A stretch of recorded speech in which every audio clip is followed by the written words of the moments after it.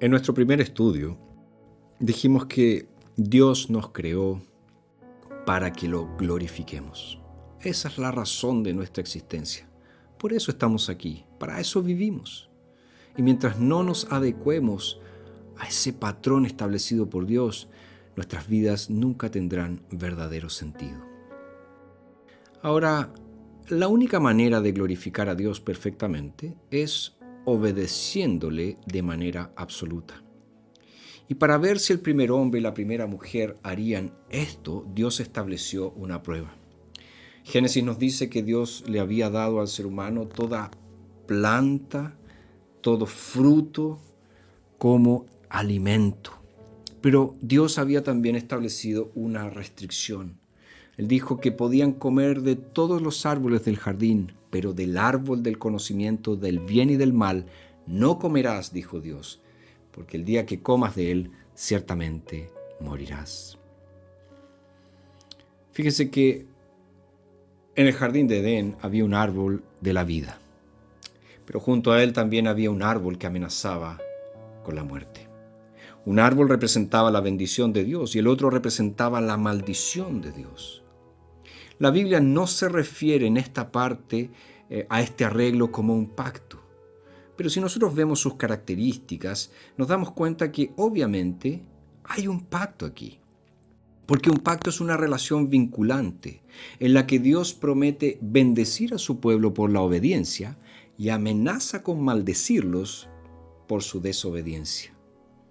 Esta relación que vemos entre Adán, nuestros primeros padres, y Dios, se conoce como el pacto de la naturaleza o pacto de vida, y también se conoce como el pacto de las obras o pacto de obras.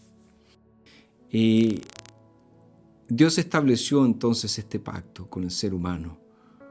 Por lo tanto, tenemos que decir que Adán vivió en una relación de pacto con Dios, siendo el representante de toda la raza humana. Si él obedecía a Dios perfectamente, él y toda su posteridad vivirían para siempre. Pero si él desobedecía, él y toda su posteridad morirían. Si lo pensamos de una manera directa, el hecho de comer o no comer un pedazo de un fruto es una cuestión de total indiferencia. La única razón por la que estaba mal comer esta fruta era porque Dios dijo que no se debía comer de ella. Para algunas personas esta ley puede parecer arbitraria, especialmente porque conllevaba la pena de muerte. Pero recordemos que Dios es el creador soberano y Él tiene derecho a exigir el tipo de obediencia que a Él le plazca. Adán era libre de elegir. El texto bíblico es bastante específico sobre este punto. Dios le dice, puedes comer de todos los árboles del jardín. Pero también Dios le dijo, pero de este árbol, del conocimiento y del bien y del mal, no debes comer.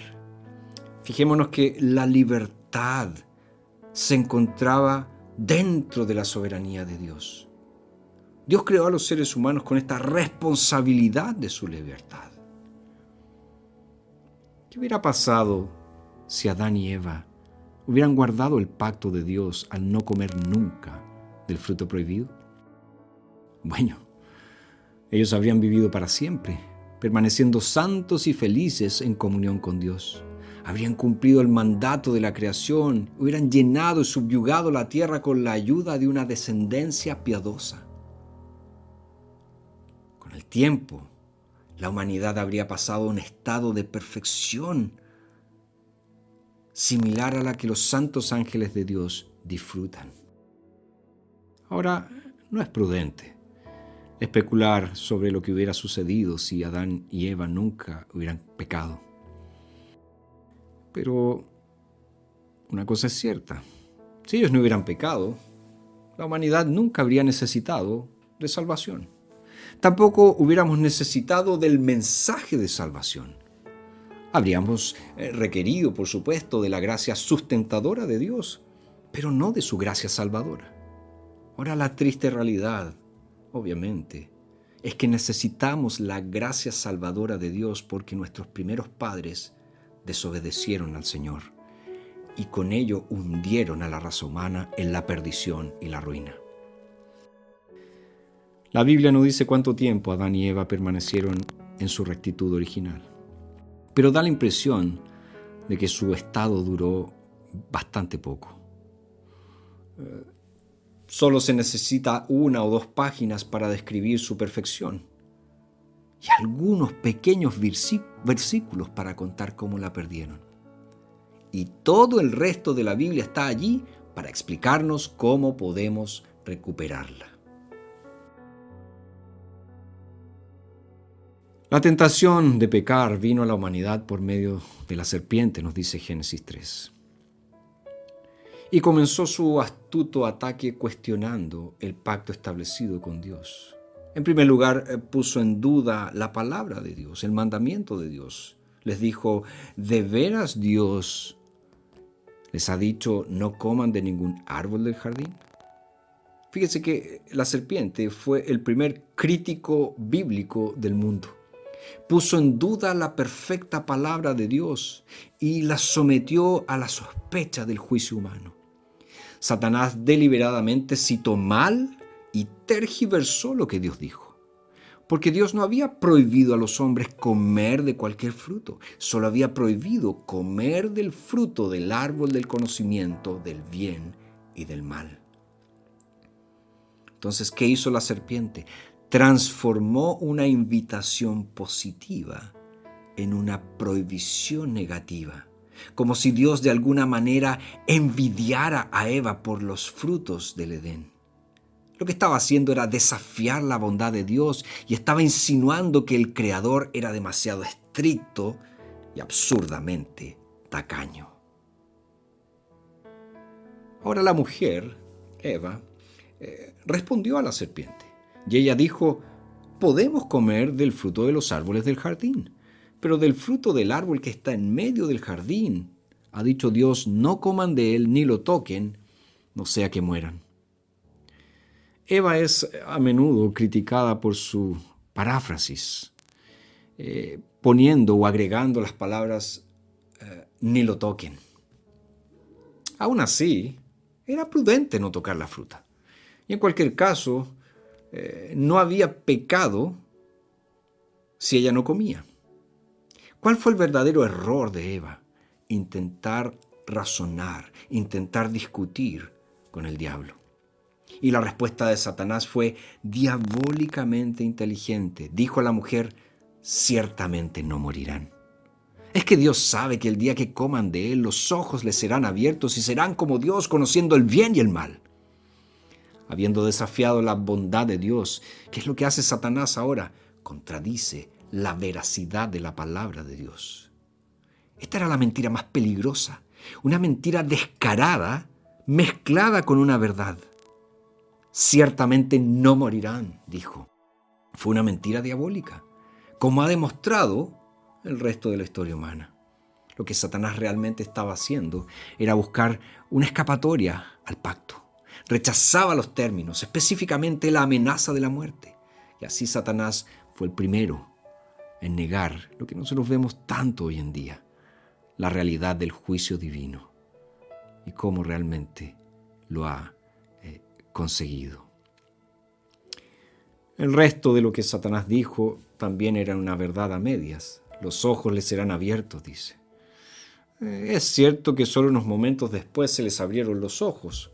Sin embargo, lo que Satanás no les dijo fue que sus ojos se abrirían para contemplar ¿qué cosa? Su propia vergüenza.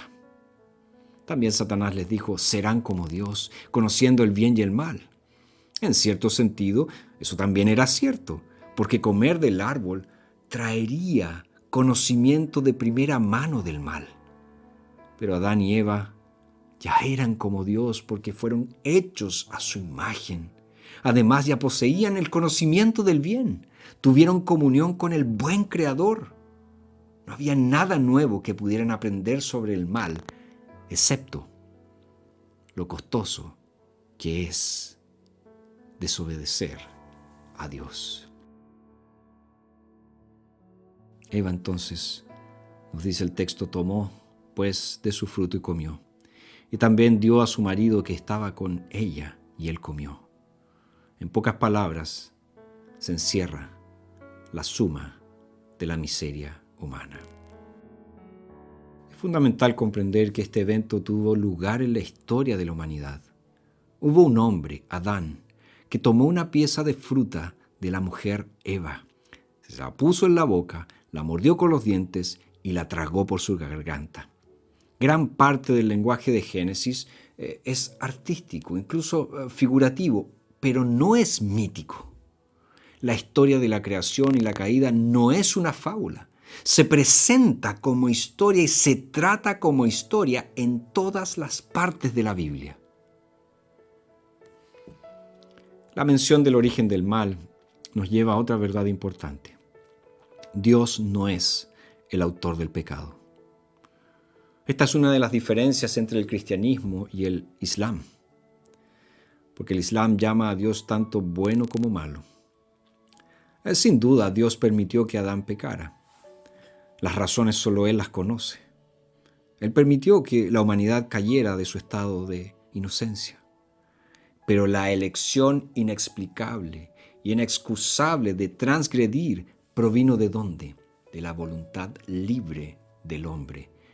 Y quien lo indujo a pecar no fue Dios, sino Satanás, el diablo.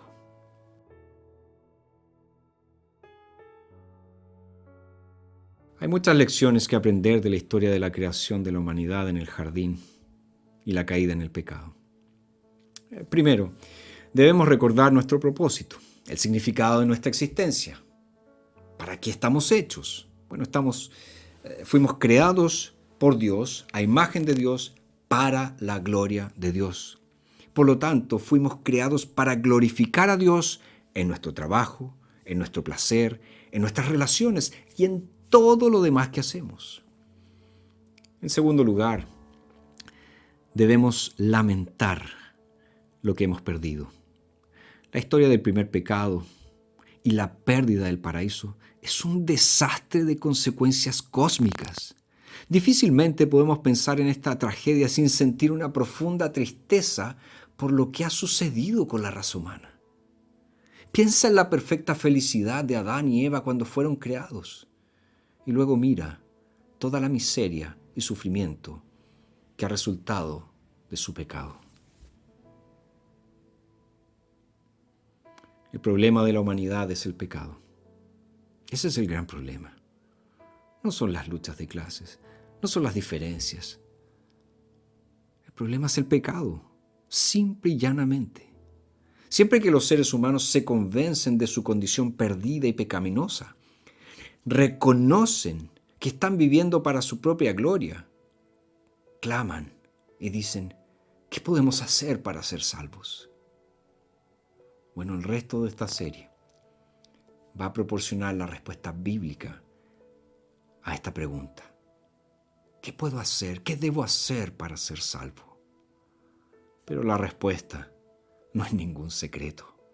El mensaje de salvación es que no hay nada que puedas hacer para ser salvo. Lo único que puede salvarte es lo que Dios ha hecho a través de la muerte y resurrección de Jesucristo. Dios salva a todo aquel que confía en Jesús para salvación. Dios salva por gracia, por medio de la fe, y todo para su gloria.